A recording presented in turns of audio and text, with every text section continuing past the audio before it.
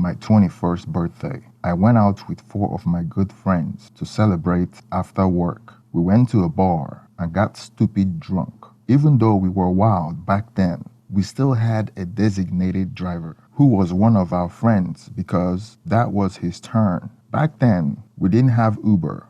Unbeknownst to us, our designated driver, who is one of our friends, took the bottle outside where we couldn't see him and got hammered. Then it was time for us to go home late in the night. My vision was blurry. Didn't even remember getting into the car. All I remembered was the screeching of tires, the crunching of metal, and the shattering of glass through the air. Pain surged through my body as the violent impact jolted my back from my drunken slumber into a state of disarray. I groggily opened my eyes, feeling disoriented and confused. The bright, sterile light of the hospital room assaulted my senses, and it took a moment for my blurry vision to adjust. As I tried to piece together the event leading to this moment, a sharp pain radiated from my groin, causing me to wince in agony. My gaze shifted downward, and my heart sank as I saw the bandages adorning my injured groin,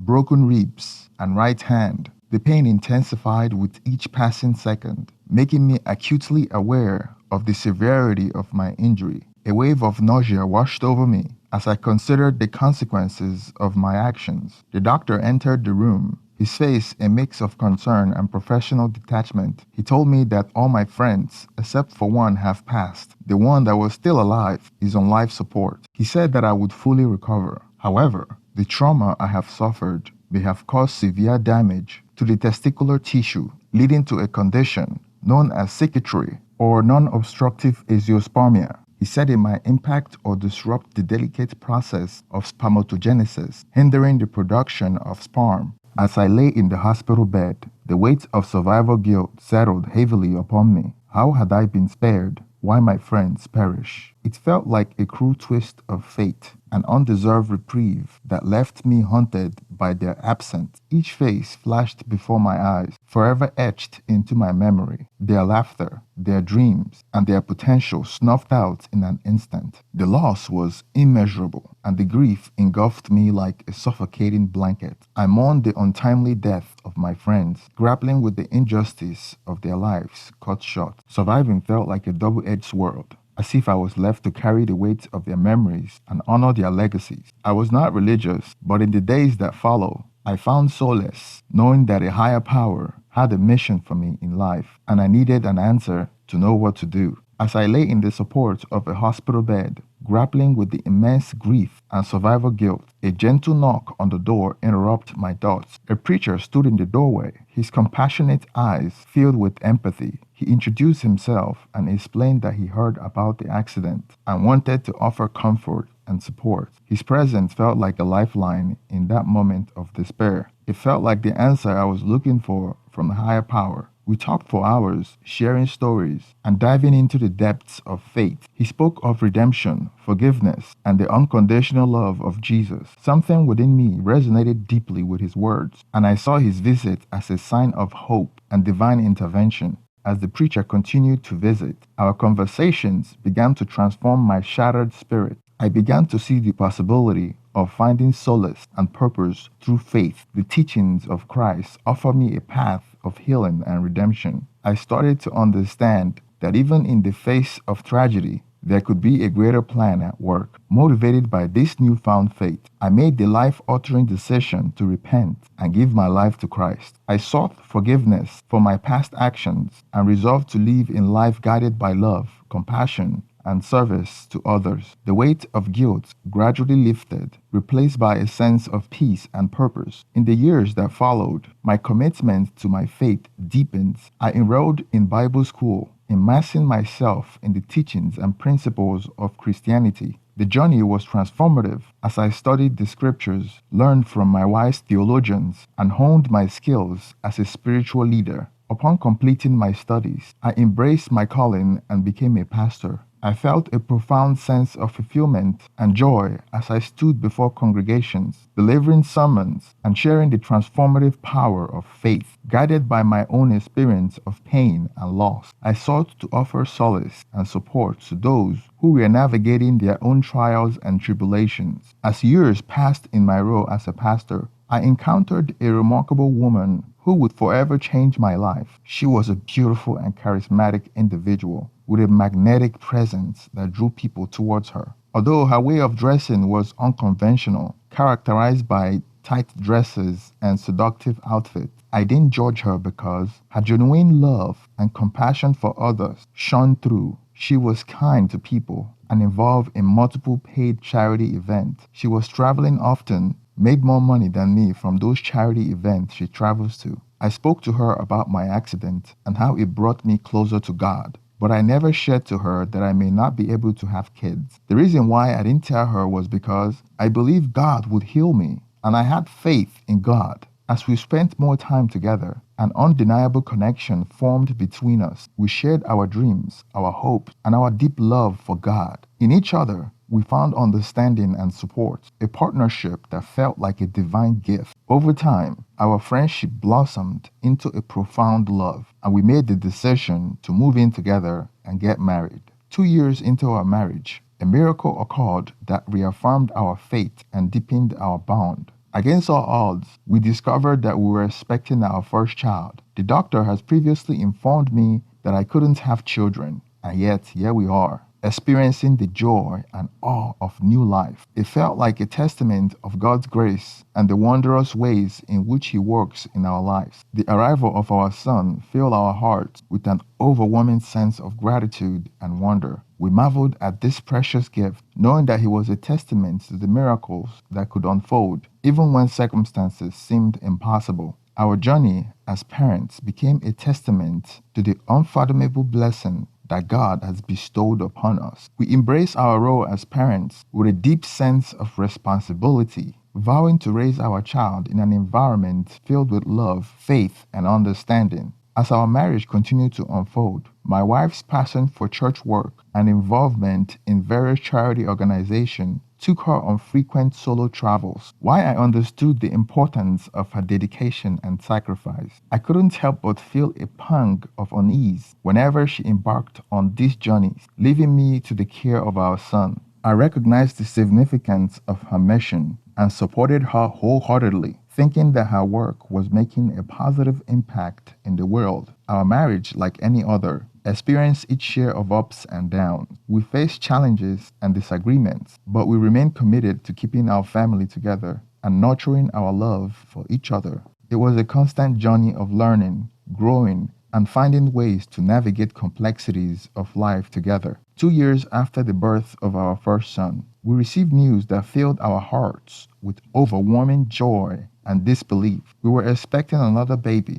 The doctor's diagnosis of my infertility had made this news seem impossible, and yet here we are, experiencing the miracle of a second pregnancy. It felt like a double blessing, a confirmation that God's hand was working miracles in our lives. As we waited the arrival of our second child, I couldn't help but feel a deep sense of gratitude and wonder. The mistrust that had taken root within me towards doctors and medical professionals grew stronger. I questioned the accuracy of their diagnosis and felt as though I had been deceived. This experience reinforced my belief that God alone held the power to heal and that miracles could happen despite the limitation of medical science. With the arrival of our second healthy baby boy, my faith in God's divine intervention was further solidified. The joy and the awe that accompanied his birth were indescribable. It felt as though God has bestowed upon us an abundance of blessing, shattering the doubts and fears that had lingered within me. From that point forward,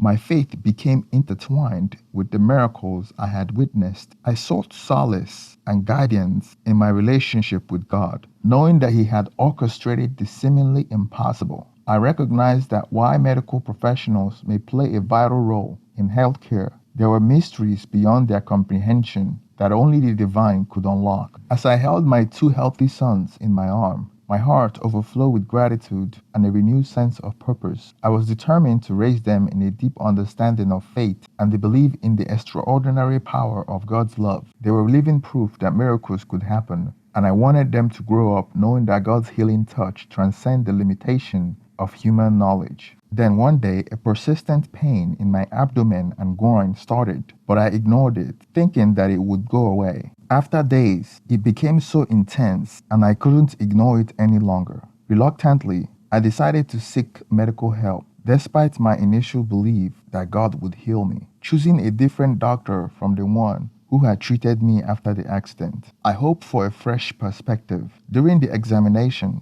the doctor discovered that the injury from the accident had flared up, requiring additional surgery. It was a blow to my faith, but I understood that sometime medical intervention was necessary for healing. The doctor's words weighed heavily on me, and as he explained the severity of the situation and the need for immediate action. Additionally, to further understand the extent of the damage, the doctor recommended a testicular biopsy. The results revealed a devastating truth. There were no viable spermatozoa found. I was stunned by this revelation, especially considering I had confidently shared with the doctor that I had 2 children. He expressed disbelief, unable to reconcile the test results with my claim. Driven by my unwavering faith, I fervently preached to the doctor about the power of healing through God. I tried to explain that miracles and divine intervention can surpass medical explanation. However, the doctor remained skeptical, urging me to provide evidence that would substantiate my claim. He proposed a DNA test for my 2 sons, an opportunity to prove that they were indeed my biological children.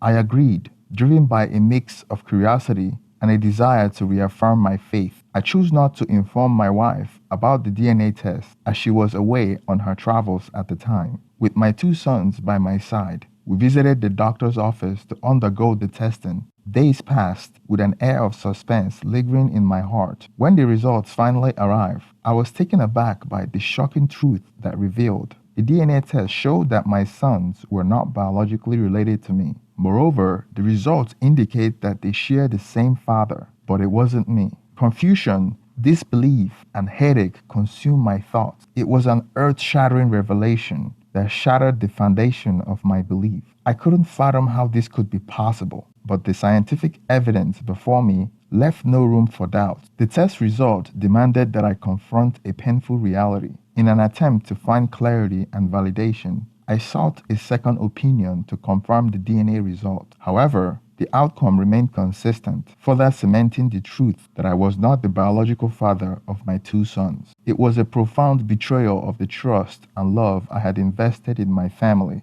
Overwhelmed with emotions, I grappled with the weight of this revelation. Questions raced through my mind, questioning the nature of the bonds I have formed and the future of my family. The pain of the situation was indescribable, and I knew that moving forward would require immense strength and resilience. I wanted to confront my wife with this extraordinary proof of her infidelity, but something within me wanted to find out who she had been cheating on me with. I had my suspicion of who it was, but I wasn't even close. I felt a growing sense of unease with suspicion as my wife's travel became more frequent. Deep down, I knew something was amiss, but I needed concrete proof before confronting her. With a heavy heart, I made the difficult decision to hire a private investigator, understanding that the truth, whatever it may be, need to come to light. The cost of the private investigator was significant, but I believe it was worth it in order to uncover the truth.